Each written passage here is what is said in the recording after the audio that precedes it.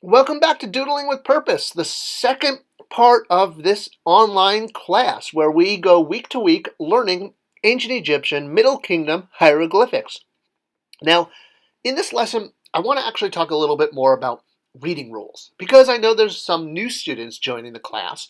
And while this is all material that we touched on in the first half, in the first couple episodes back in episodes 1 through 20, now that we're in episode 106, it's kind of important to have a little bit of a review of this basic concept.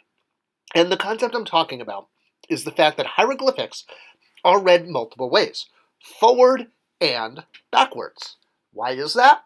Well, unlike English or Spanish, Italian, hieroglyphics were written on stone walls, and they could run out of room. So they had to make their language flexible, elastic, if you will, to work on any surface. They didn't just have a blank piece of paper to write on, they had to go where the wall was, and that meant maybe writing backwards. Which is why it's very important as you learn to write new glyphs that you both learn the forward left-right and the right-left direction. So here's two glyphs that we've done in the second half of this course in recent episodes. We have G, the jar stand, and A, the the vulture. So the jar stand, G, doesn't have a flip. It looks the same both directions. But the vulture can look in both directions. If you flip it, it's going to look to the left or look to the right. And that is very, very important. So now some signs, it's easy to read this. All right, like B up there, the foot. You can tell if it's facing left or right. So you can use some non-animal signs for this. Again, like the bolt of cloth, which is S. We'll get to that in a couple lessons. This can be read both backwards and forwards pretty easily, right? Because there's a shorter line for that cloth on one side. Same thing with the H, which is the floor plan for a house. That can easily be read left to right or right to left. But the majority of signs they can't be flipped. They're basically just like the G there. So things like R, the mouth, or P, the mat, or Ka, the two arms facing up in praise. So there's three sort of categories to put hieroglyphics in as far as reading. There's what I call the can't flippers. See, I made up that term. Doesn't that sound so professional? There's the mirror image signs that can be recognizable if they're flipped, left, right, right, left. And then there's they have faces, or things with faces. So that's really important because it's going to tell you how to read hieroglyphics when they're on a wall. So there's a lot of things that have faces in hieroglyphics. We've been over this in the last couple lessons. We've talked about all of the different birds, for example. There's sitting birds, there's flying birds, there are all sorts of there's different positions. And all of them have left or right versions.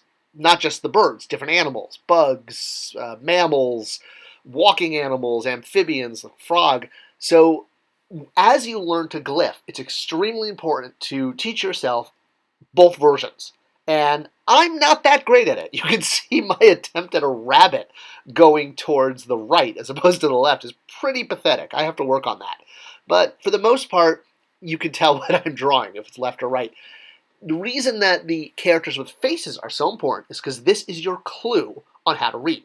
You're always going to read hieroglyphics into the animal's face, so towards where the animal is looking. Obviously, with the three types of glyphs in general, your can't flippers, your mirror images, and your things with faces, you have options. But the things with faces is your most obvious clue of what direction to read, because you're always going to want to start at the point that you're heading towards the animal's face. With things that are mirror images, the glyphs that do read in both directions, this is still very possible. And you can use mirror image glyphs to figure out what way to read. So you're reading into the boot or into the papyrus. Some things like the lotus leaf there, you'll notice it does flip, but the only detail that changes is where sort of the wedge of the leaf is. All right, so as a quick review, can't flippers, which are the majority, don't help. Mirror images can help, but they're a little trickier. But the things with faces are the easiest. Now, your non-flippers are going to range in all types of sounds. So you're going to have some sounds that are 3 consonants, some that are 2 consonants, and some that are 1 consonant. You're going to encounter non-flippers all the time. And so it's not about how many sounds they make, whether they make 1, 2, or 3 consonant sounds. It's just about the shape. And whether or not when you flip it, create a mirror image, is there a change to how that shape looks? And if there's not, it's not going to help you. But for anything that has a face, that has an eye, even like this lizard here. So if this lizard was at the end of a sentence of 3 glyphs, I just use those circles to represent glyphs, you're going to read towards the lizard. So the glyph on your far right, that circle there, and again, I just did circles just for clarity's sake. I could have written a glyph. That's the direction you're going to read in. So you're going to read 1, 2, 3, 4. Chances are that if an animal is at the end of a glyph, it's a determinative. And it could be a person too. People have faces. All right, so what if you have them stacked like this, where you have 2 lines? One line has 3 glyphs, and the second line has 2 glyphs. Well, again, we're going to read towards the face of the animal. That's our clue of which direction to read towards. And we're going to start at the top and read across, and then go to the bottom.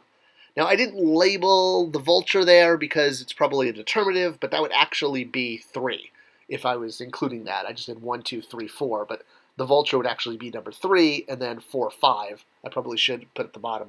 I'll label this one correctly. So here I've added an extra glyph. So it's left to right, and then up to down. So here with the owl at the end, let's just pretend it's not a determinative. Let's pretend it's part of the sentence. So we have 4 glyphs on top, 2 below. So that's going to be 1, 2, 3, 4, and then 5 and 6. And that's the order to read them in. Always heading towards the face of whatever animal is most prominent. The last thing about reading is when you have vertical columns. So like I said in the beginning, Egyptians were writing on rock face. So sometimes the best way to write, if it was a column, would be up and down. So you'll start at the top, and you'll just simply work your way down, and you'll go from left to right as far as columns.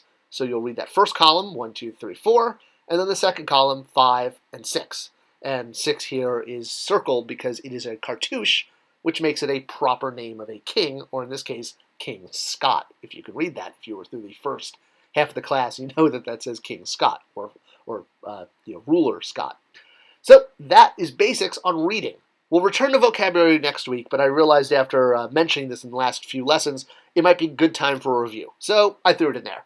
Hey, if you're new to the class, definitely go check out the first 100 episodes, because they're worth it too. But if you're new, you can still jump in at this point, and if you're an old student, I hope this was a good review, and I'll see you guys next week. Leave your comments below.